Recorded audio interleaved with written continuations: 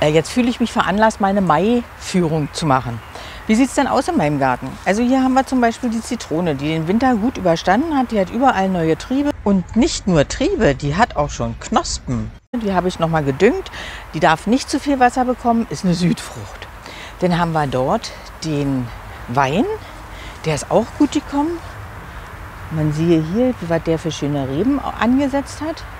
Hatte aber so eine Art Mehltau, die Blätter habe ich gleich entfernt. Das ist der Granatapfel. Er hatte letztes Jahr eine Frucht, die hat er irgendwann verloren, keiner hat sie mehr gefunden. Aber dieses Jahr habe ich auch wieder eine gefunden. Mal sehen, ob er die behält. Hier habe ich mir so eine Art Schleierkraut gekauft. Das waren nur Stiele. Ich wusste also gar nicht, warum ich die einsetzen sollte in die Erde. Aber wie man sieht, ist was draus geworden. Die kommen hier. Das hier ist wilder Majoran. Wenn man den erst einmal im Garten hat, sieht er sich auch immer selber aus. Oh, der ist ganz intensiv und toll für Fleisch und Suppen und Kräuterbutter. Oh, kann ich mich ja nicht satt schnuppern. Da haben wir eine Akelei. Das ist auch eine Wildblume, die besonders hübsche Blüten hat. Die hängt zwar nach unten, aber die Bienen freut es. Kann man kaufen im Gartencenter. Aber wenn man sie, wie gesagt, erst einmal hat, finde ich die überall im Garten. Da haben wir unseren Thymian, der jetzt gerade blüht. Ist ein Paradies für Bienen. Da sind die ganz hinterher. Die eine zumindest da. Hier vorne ist das Bergbohnenkraut. Auch hier, der wird immer stark frequentiert. Hier ist ein Bienchen und da und da und da. Ganz viele Bienen. Gucken wir mal nach meinen Tomaten. Die sehen alle super aus. Unten mache ich jetzt die ersten Blätter weg, damit die nicht so sehr mit Wasser in Berührung kommen, wie zum Beispiel hier. Und das werde ich gleich mal abknipsen. So, und das auch noch.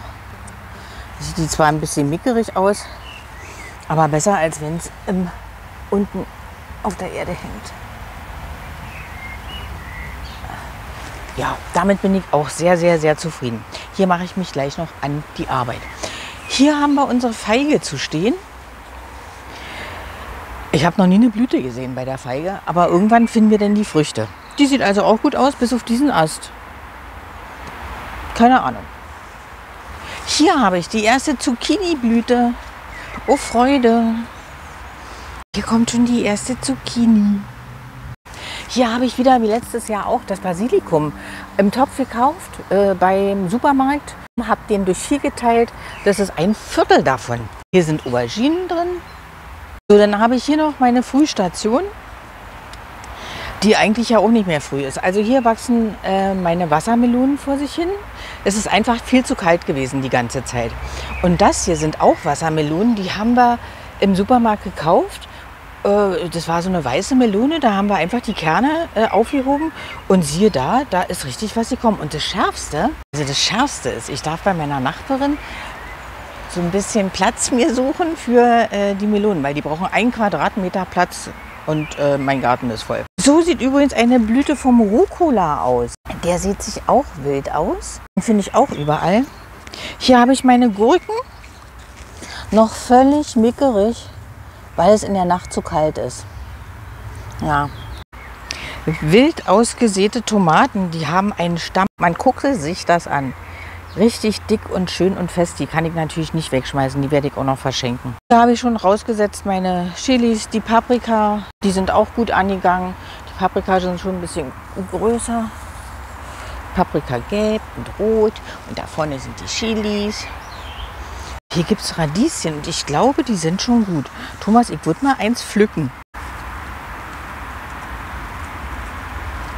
Das sieht doch super aus. Also ich esse es jetzt nicht, aber das sieht schon richtig gut aus.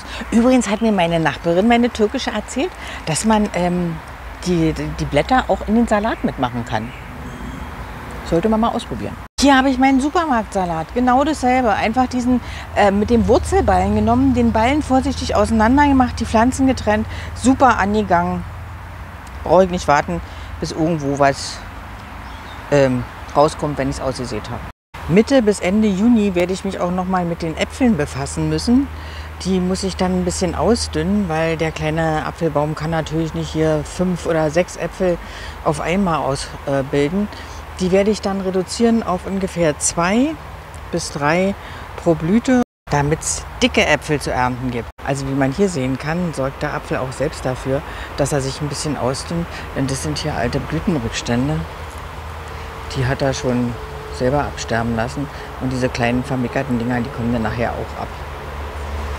So, meine Heidelbeeren waren dieses Jahr auch wirklich richtig fleißig. Da ist der ganze Strauch voll, den werde ich dann auch schützen müssen, weil da werden mir sicher die Vögel so ein paar Heidelbeerchen streitig machen. Ja, und dann kommt hier mein ganzer Stolz, meine Kiwi. Und das sind die Blütenknospen der Kiwi. Die hatte ich letztes Jahr auch schon, aber irgendwie waren die Kiwis noch nicht so richtig gut. Beinahe hätte ich es ja noch vergessen. Wir hatten doch wieder so ein Entenerlebnis. Unsere Gartennachbarin ist mit dem Fahrrad und dem Hundekorb unterwegs, als sie auf ein paar Polizisten trifft, die eine kleine Entenfamilie über die Straße gebracht haben. Und da hat sie sich doch erbarmt und die kleinen Tierchen mitgenommen. Ab an den Teich, Kinder raus, Mutter sitzt schon und ein fröhliches Geschnatter ging los. Die bleiben natürlich nicht lange an einem Ort und waren am nächsten Abend auch schon wieder weg.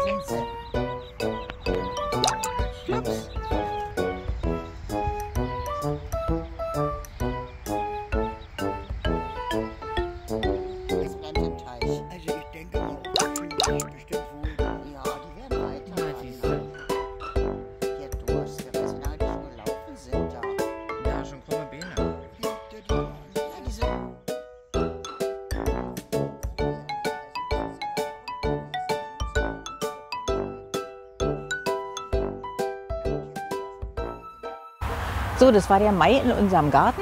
Eine Menge zu tun gewesen im Frühjahr. Und der Juni wird auch nicht besser, denn hier wartet schon wieder jede Menge Arbeit auf mich. Ich habe mir Schmuckglöckchen gekauft und die muss ich jetzt im Garten verteilen bzw. umtopfen.